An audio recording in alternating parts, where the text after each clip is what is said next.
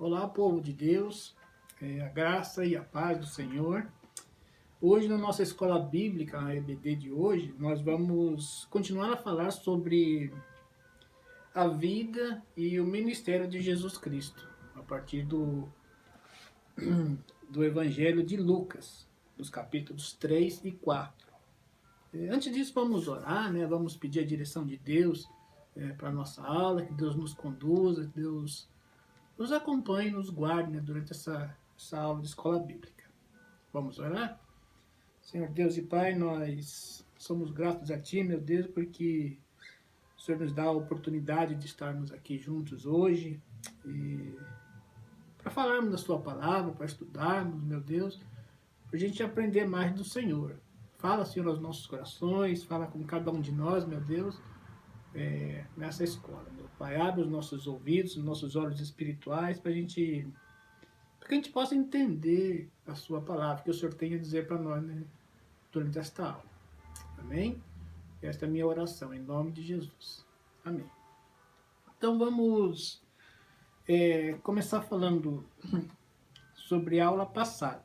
A irmã Cristiane, na semana passada, ela falou sobre o nascimento de Jesus Cristo e do nascimento de João Batista. João Batista e Jesus Cristo, as mães deles, segundo a Bíblia, eram parentes, não se sabe o grau de parentesco. Alguns dizem que eram primas, alguns dizem que eram tia, sobrinha, enfim. Porque na Bíblia, algumas traduções, elas usam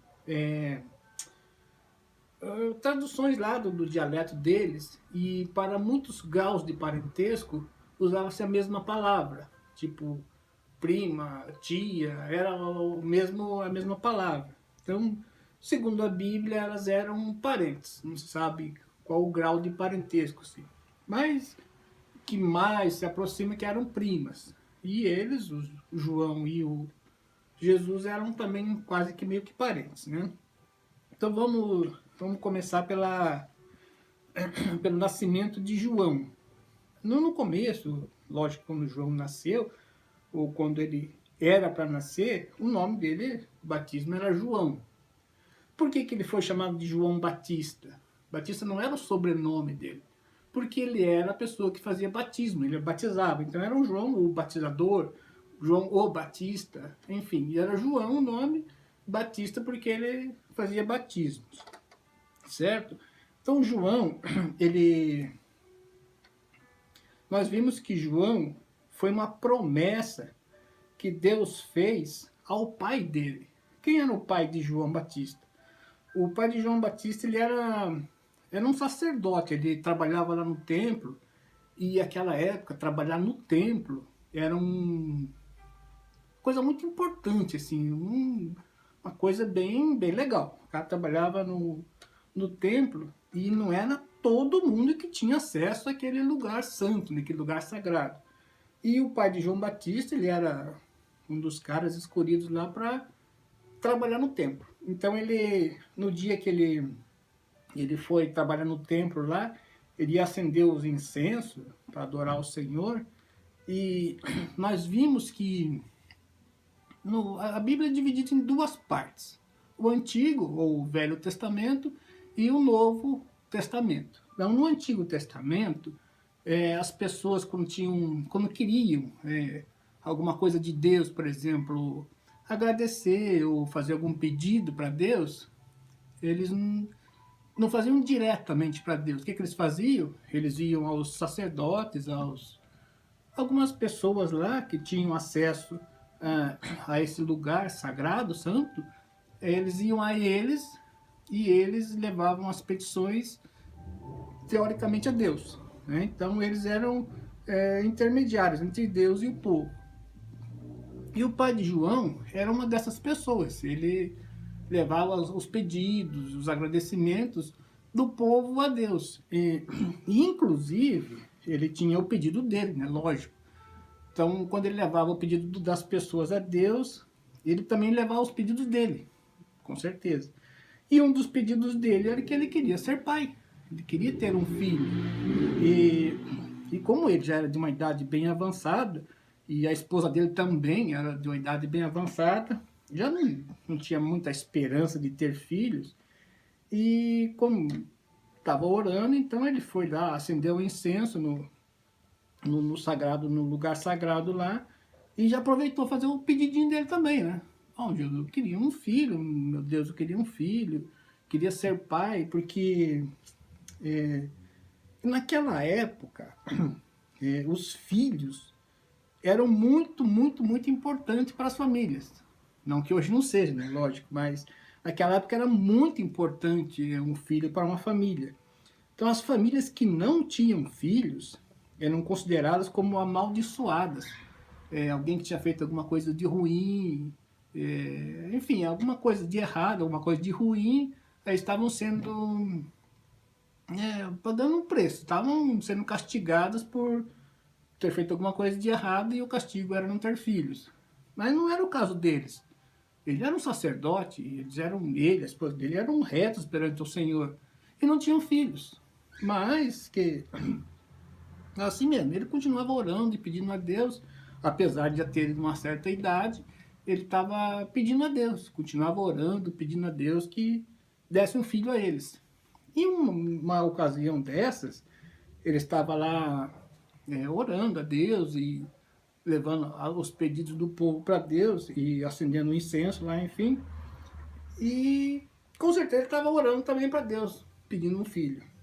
Quando, imaginem, quando apareceu um anjo, ali, ele estava orando, acendendo incenso, apareceu um anjo.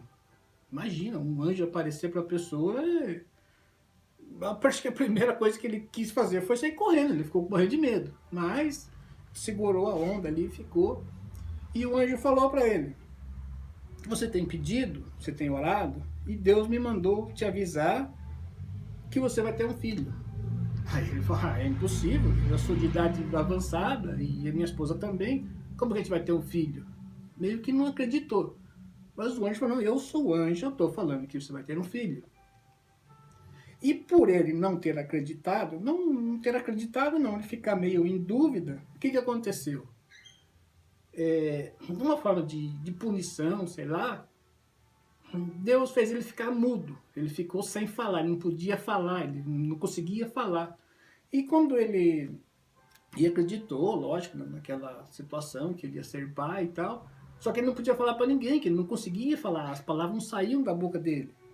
Quando ele saiu daquele lugar onde ele estava, ali acendendo incenso, as pessoas entenderam que tinha acontecido alguma coisa lá dentro, que tinha acontecido algo de extraordinário. E ele conseguiu ali de alguma forma se comunicar e dizer que tinha aparecido um anjo e o anjo avisou que iria ser pai. E, nossa, aquilo virou, foi o assunto do momento, né? Então todos ficaram naquela situação e comemorando.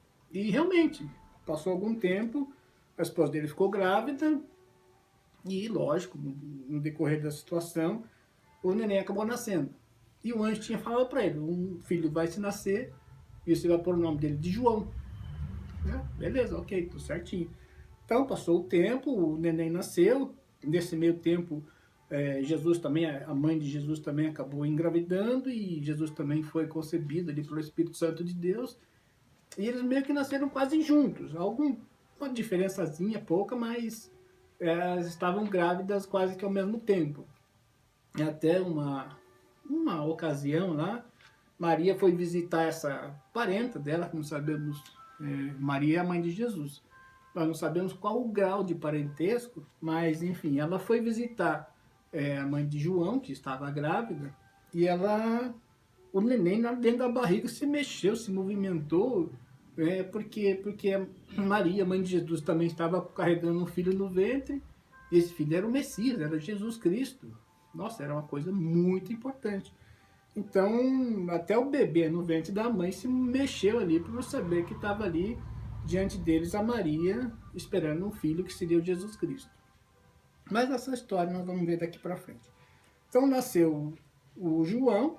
Quando o João nasceu, o pai dele voltou a falar, né? Então até no dia que, lá naquele tempo, as crianças quando faziam 8 dias, eles eram circuncidados, eram levados à sinagoga lá, uma oração, enfim, e fazia a circuncisão da criança. naquele dia, o pai de João voltou a falar. Então, e é interessante que naquela época, quando a criança nascia, assim, um filho, eles colocavam o nome do pai ou o nome de um parente. Então, eles queriam colocar o nome do neném de Zacarias, né, que é o nome do pai. E o que aconteceu? Não, o nome dele vai ser João. E a mãe falou, não, o nome dele vai ser João, que até aquele momento o pai não falava. Daí ficava todo mundo abismado, mas por que João? Ele falou, não, o João, o nome dele é João e acabou. Aí perguntaram pro pai, só como o pai não conseguia falar, ficaram meio que na dúvida, e naquele momento o pai voltou a falar. Não, realmente o nome dele vai ser João. E foi batizado, ficou ali, né, com o nome de João. Então essa história de João é semelhante à história de Jesus. Nasceram quase ao mesmo tempo. E João é uma pessoa extremamente importante também, né, naquela situação, né, naquele lugar. Porque, como nós vimos algum tempo atrás, nas outras aulas passadas, que no Velho Testamento, Deus, quando ia falar com o povo, ele utilizava de sacerdotes, de algumas pessoas, né, que tinham acesso a Deus, sim, algumas poucas pessoas, e normalmente os sacerdotes, né. E um dos sacerdotes lá, ou alguns sacerdotes, já tinham dito que viria o Messias, que viria uma pessoa para libertar o povo, que o povo vivia oprimido, o povo queria um líder, um libertador, enfim. E já tinha sido dito que viria esse líder, esse Messias viria. E muitos estavam achando que esse Messias, que esse cara que ia vir, já era o João. E na verdade não, o João estava vindo para, digamos, abrir o caminho, para ajudar Jesus no ministério dele.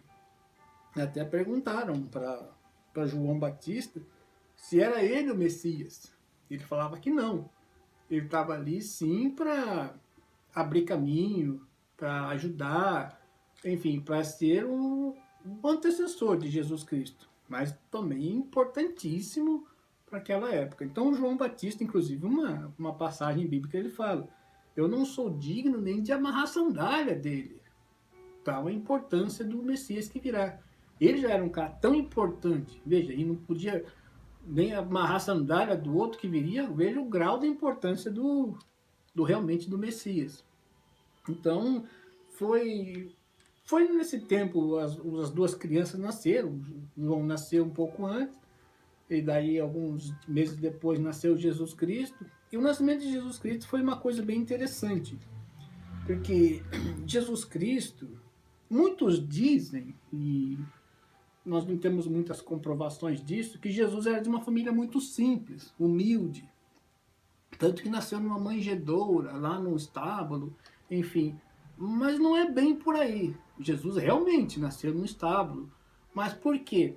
Porque quando eles moravam lá numa cidadezinha no interior, mas uma cidadezinha bem pequenininha, e daí teve uma forma tão... Como hoje em dia nós temos a eleição, nas eleições municipais, enfim, nós temos as eleições, o que acontece? As pessoas têm que ir lá no seu domicílio eleitoral para votar, ou justificar de alguma forma. Só que naquela época não tinha como justificar, né? Não tinha como ir lá no correio e justificar. Então a pessoa tinha que ir até lá no seu domicílio para ser recenseada, para comparecer ali. Então José, pai de Jesus, e Maria, eles tinham já o Jesus, era um rapazinho, que as altas, né, 12 anos, eles tiveram, não, 12 anos não, no nascimento de Jesus. Eles tinham que ir lá para fazer o recenseamento, fazer a eleição lá, se registrar. Então daí a Maria estava grávida, estava bem nos dias de ganhar neném, mas eles tinham que ir. Então eles foram lá para aquela cidade para fazer o recenseamento lá, né, para se inscrever. E o que aconteceu? Como estava todo mundo indo lá para a capital estava muito cheia de gente. E não tinha lugar nos hotéis, nas pousadas, estava tudo cheio de gente. O que aconteceu? Maria estava nos dias de Galileia, arrumaram um lugarzinho lá num estábulo de animais lá e ficou. E foi lá que Jesus nasceu. Jesus nasceu e foi colocado numa manjedoura. como foi falado semana passada, o que significa manjedoura? Para quem não sabe, manjedoura é o coxo ali, o lugar onde os animais comem. Ali uma manjedoura, chamada de manjedoura. E foi ali, foi montado o bercinho, ali, as roupinhas e tal, e foi colocado Jesus ali. Então a manjedoura onde Jesus nasceu, ele foi colocado, mas não porque ele era pobrezinho, porque não tinha condições, porque não tinha espaço, não tinha lugar para onde eles ficarem. Porque Jesus, a gente vê a linhagem de Jesus, Jesus era descendente de Davi. Davi, a gente conhece pela Bíblia, que era um dos reis mais poderosos que teve naquele tempo. Então ele era rico, Davi era muito, muito rico. Tanto é que Salomão, filho de Davi, fez lá um castelo gigantesco, ele construiu coisas enormes, porque eles eram muito, muito ricos. E Davi Jesus era da linhagem de Davi.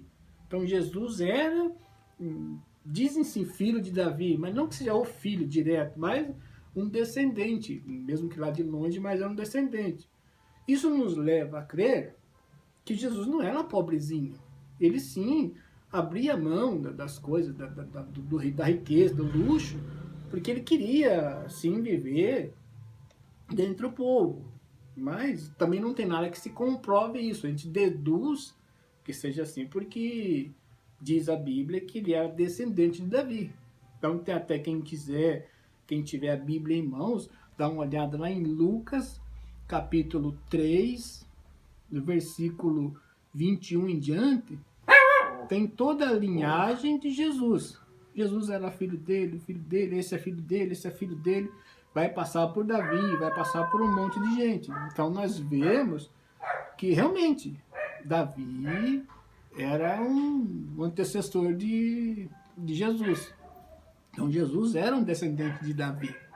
Então a gente conclui com isso que Jesus não era pobrezinho, assim como diz, Jesus era pobrezinho, era humilde, ele era no mínimo uma classe média, né? Mas pobrezinho não era. Então por aí a gente vê que Jesus ele abria mão de muitas coisas para estar junto com o povo, para realmente estar com o povo ali, enfim. Então nós vimos até aqui, isso é mais ou menos uma recapitulação da semana passada, né, da aula passada. O nascimento de Jesus, o nascimento de João. João o Batista, né, e Jesus o Cristo.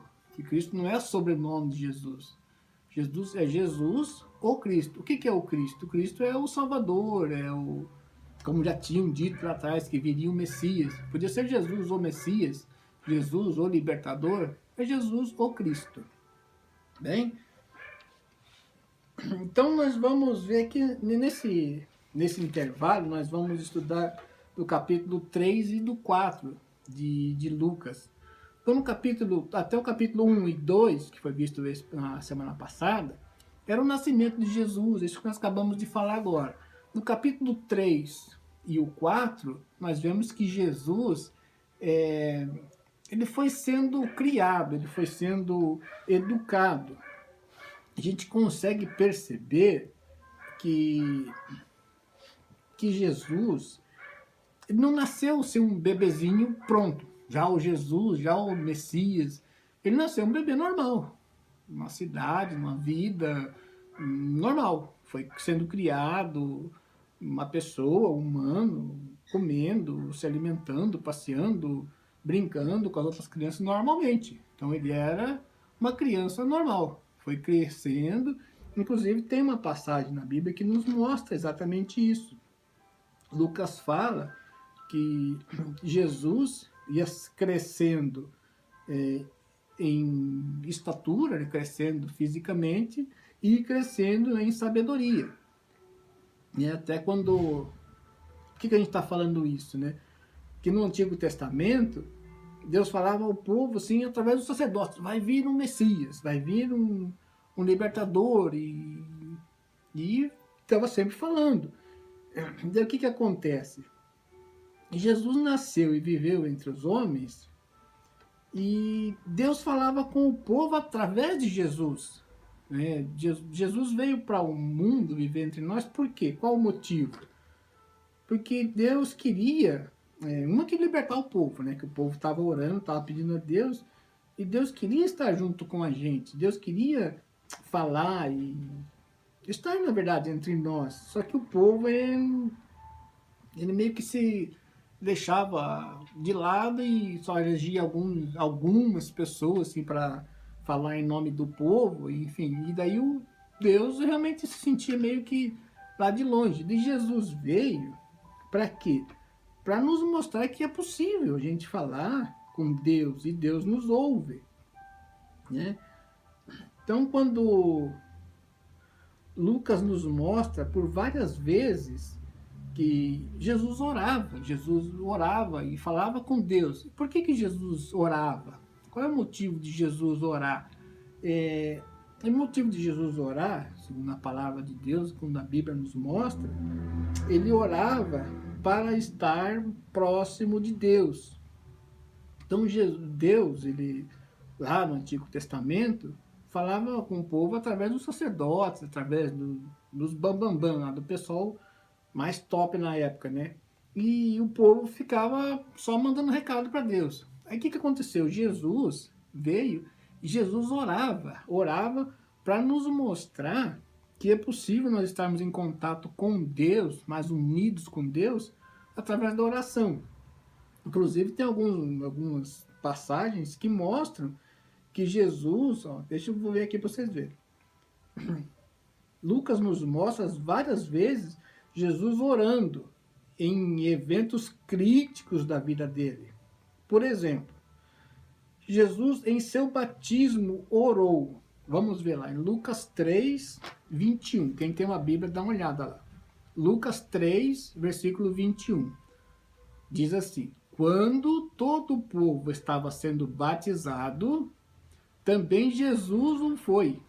E, enquanto ele estava orando, o céu se abriu e o Espírito Santo desceu sobre ele, em forma corpórea, como uma pomba. Então, Jesus orando, que é uma mostra que Jesus orava. Jesus orava por quê? Para estar próximo de Deus, para estar unido com Deus. E para nos mostrar que essa é a forma de nós estarmos juntos com Deus, né? Uma outra passagem que Jesus orou. Antes de chamar os 12 apóstolos, então Jesus, quando foi chamar os 12 apóstolos, ele orou. Vamos ver aqui. Lucas 6, 12. Quem tem uma Bíblia, olha lá. Lucas 6, capítulo 6, versículo 12.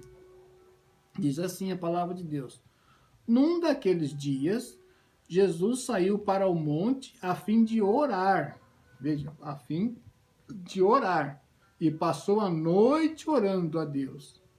Ao amanhecer, chamou seus discípulos e escolheu 12 dentre eles. Então veja, cada coisa importante que Jesus ia fazer, o que ele fazia primeiro? Primeiro ele orava, ele pedia a Deus, pedia a direção de Deus.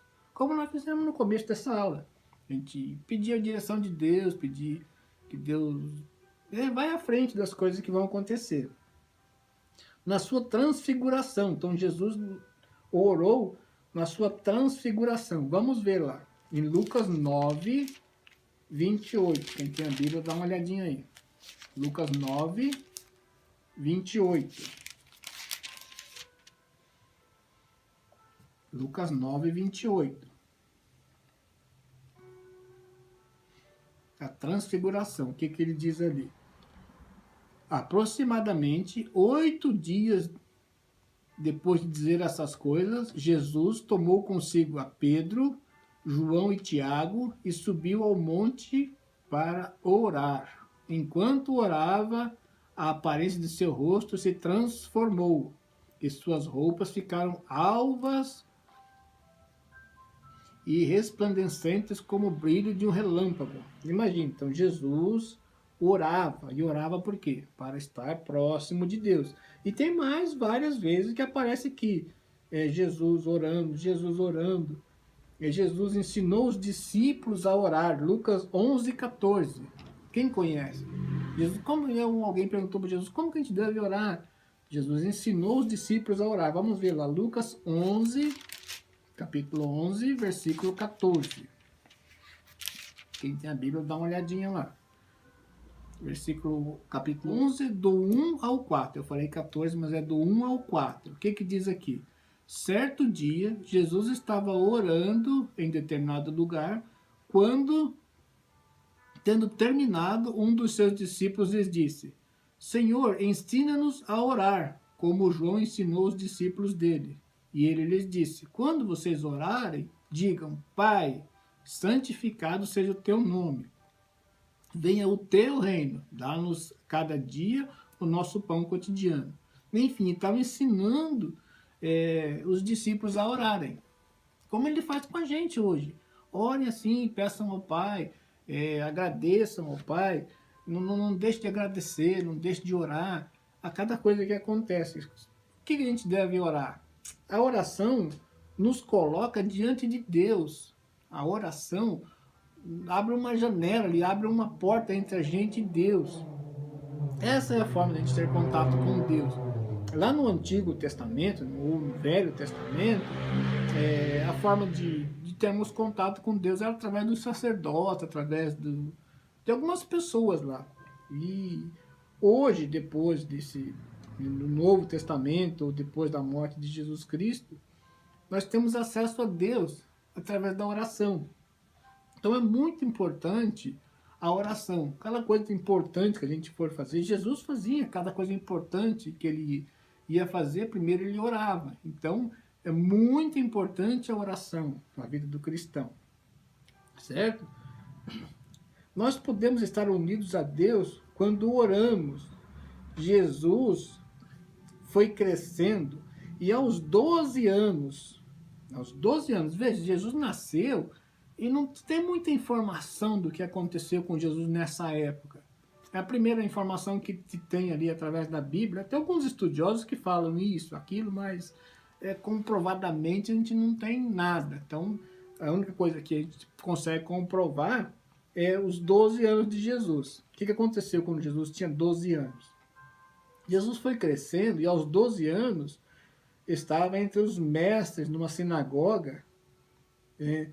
E por quê? Porque tinha uma festa lá que o povo ia até uma outra cidade para comemorar a Páscoa. Então se reunia todo mundo, assim, tipo das cidadezinhas pequenas, iam lá para uma cidade maior para comemorar a Páscoa. E Jesus estava no meio, aqui, uma caravana, um monte de gente. Então foram todos para lá e tal, comemoraram a Páscoa. Quando estavam voltando, e naquele tempo não tinha carro, quem era mais ou menos de vida lá andava de jegue, de jumento, de cavalo, assim, o cara que era bem bambambam, mas o povão normal era pezão. Então todo mundo andando a pé e aquela bastante gente. Quando chegaram em determinado lugar, Maria, mãe de Jesus, e o pai dele falaram: cadê o Jesus? E procura, não acharam o cara. Onde é que ele estava? Ele tinha ficado lá. Eles voltaram procurar Jesus. Nossa, Jesus ficou e ninguém viu, porque tinha muita gente. Eles voltaram. Quando chegaram lá, Jesus estava no meio de uma sinagoga, no meio do povo ali, que eram os mestres, né, os caras que sabiam tudo. Jesus estava sentado no meio deles, fazendo pergunta e interagindo com eles. Se veja, Jesus aos 12 anos não era ainda o Jesus que nós conhecemos, ele estava se formando. Então ele estava fazendo várias perguntas e interessado em saber. E inclusive o pai e a mãe dele falaram: como é que nós estávamos lá já, nós não achamos você, você ficou aí.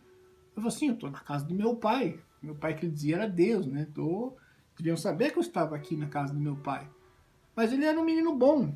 Então, daí o pai e a mãe dele pegaram: não, vamos embora, nós não moramos aqui, vamos embora. Aí foram lá para a casa deles e, segundo o relato de Lucas, Lucas, ele fala que Jesus ia crescendo em estatura e em conhecimento.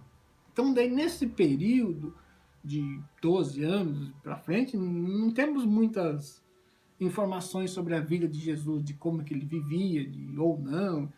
Existem especulações. Falam que Jesus fazia isso, fazia aquilo, mas comprovadamente não temos muitas coisas. Então aí nós chegamos ao final do capítulo 3. O capítulo 4 começa com a tentação de Jesus, inclusive com o batismo de Jesus. No finalzinho do capítulo 3, João batizou Jesus, e o capítulo 4 começa com a tentação de Jesus, logo após o seu batismo. Então, quando Jesus foi batizado, logo depois, Jesus foi levado a um deserto, onde ficou por 40 dias, sem comer nada. Então, imagina 40 dias. Ele era uma pessoa normal, assim, vivia como a gente. Ele era Deus, sim, mas ele estava encarnado como uma pessoa. Então, uma pessoa ficar 40 dias sem comer, imagina a fome que ele estava. Então, quando ele passou os 40 dias, com certeza ele tinha muita fome. O que aconteceu? O diabo, né, o Satanás, chegou a ele e começou a tentá-lo. Tentá-lo como? Primeiro, porque ele estava com fome. Como uma pessoa está com fome, o que é a tentação? É a comida, lógico. Então, o que aconteceu? O diabo falou para ele, o diabo lhe ofereceu várias coisas e falou, ou você não é o filho de Deus, transforma essa pedra em pão. Alguém tem dúvida de que Deus consegue fazer isso? Creio que não, né? Deus consegue isso e muito mais. Mas não é por aí. Jesus sabia disso. As tentações viriam. E ele não seria tentado. O que Jesus respondeu? Jesus disse, não só de pão viverá o homem. Isso está lá em Lucas 4, capítulo 4, versículo 4. Quem quiser dar uma olhada lá, dá uma olhada. Lucas 4, 4. Diz lá, nem só de pão viverá o homem. Por quê? Porque muitas vezes a gente passa por algumas provações, a gente está falando aqui em fome, né? Mas existem provações na nossa vida que a gente acaba sendo tentado a fazer coisas erradas. E a gente sabe que aquilo não é o certo. Vai aliviar por algum tempo aquilo que a gente está passando, mas não adianta a gente aceitar as tentações, porque não vai ser legal, né? Então não é bacana você ceder à tentação, porque a gente sabe que não é o certo. O certo é obedecer a Deus sempre. Mesmo nas horas mais difíceis. A gente sabe que tudo que acontece nas nossas vidas, na vida do cristão e os não cristãos também, tem um propósito. Deus tem um propósito para todas as coisas. E não nos cabe saber quais os propósitos de Deus para aquilo que está acontecendo. O que nos cabe é não aceitar, não cair nas tentações. Como Jesus ensinou a orar lá atrás, lembra?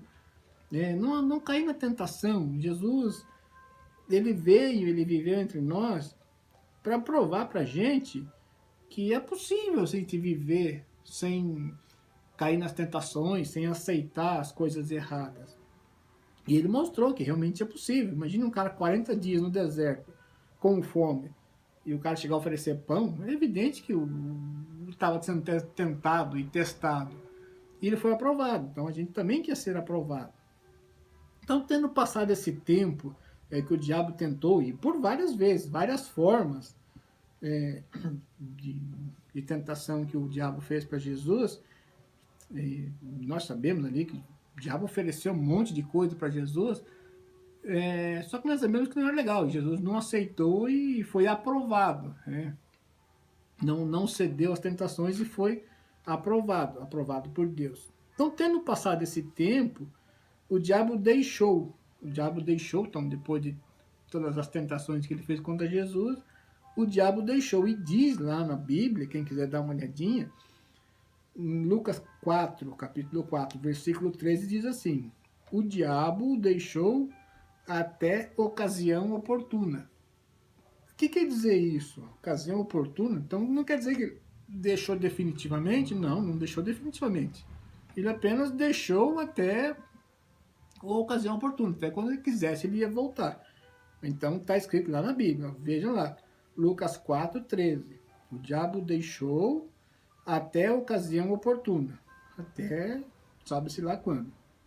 Nesse tempo, Jesus voltou para a Galileia.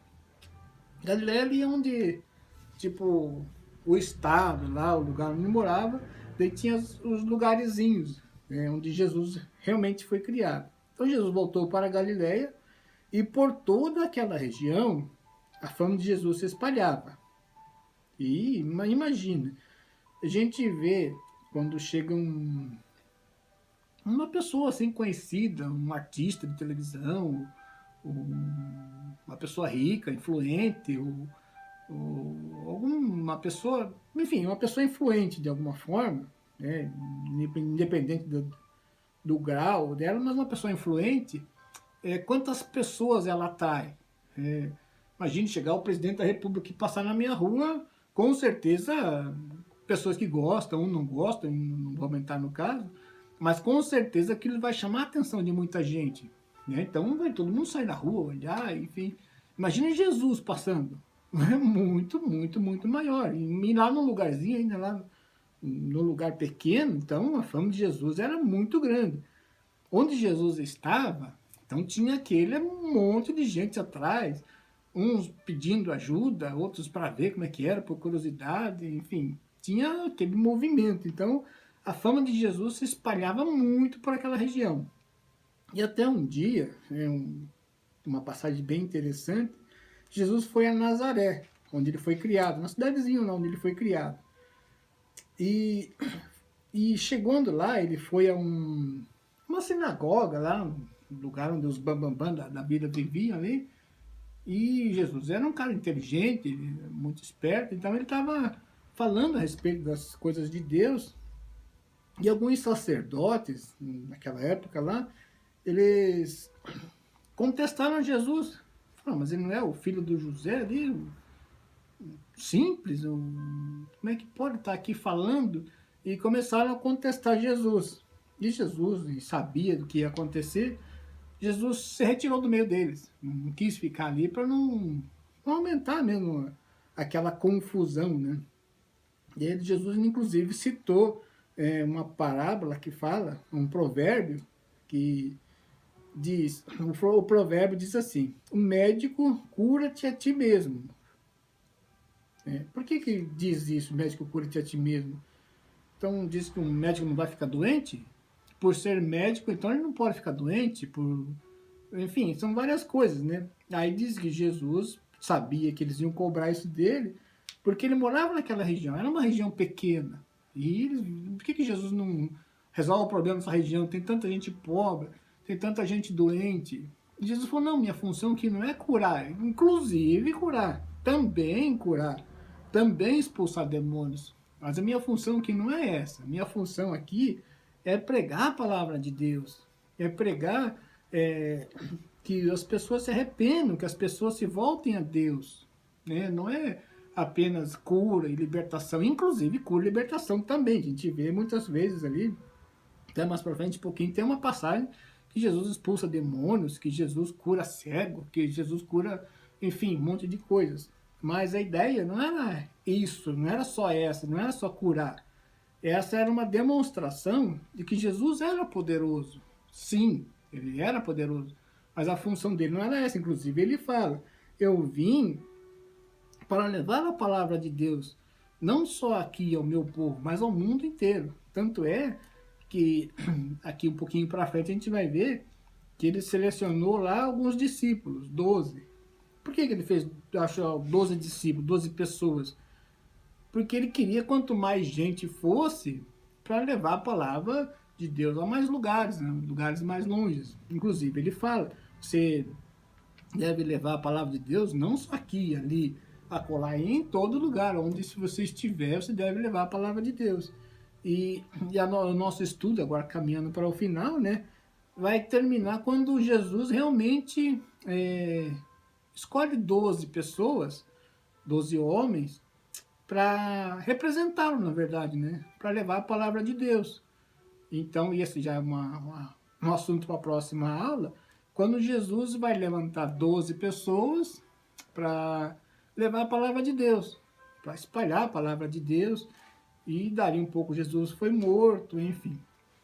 Então, nós sabemos que, resumindo o que a gente viu tudo até hoje, Jesus nasceu, Jesus veio ao mundo, Jesus foi batizado e veio para nos mostrar que sim, é possível fazer a coisa certa, que sim, é possível resistir às tentações, mesmo nas horas difíceis, né? E levar a palavra de Deus, agradecer, estar com Deus, presente com Deus sempre. Lá no Velho Testamento, no Antigo Testamento, a gente tinha acesso a Deus através dos sacerdotes, através de algumas pessoas. Hoje, quando Jesus teve entre nós, quando ele foi crucificado, quando ele morreu e ressuscitou, nós sabemos.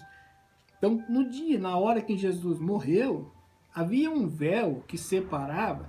Lá a gente consegue lembrar, assim, visualizar, que existia um lugar lá onde as pessoas oravam, queimavam incenso, faziam os seus holocaustos, enfim.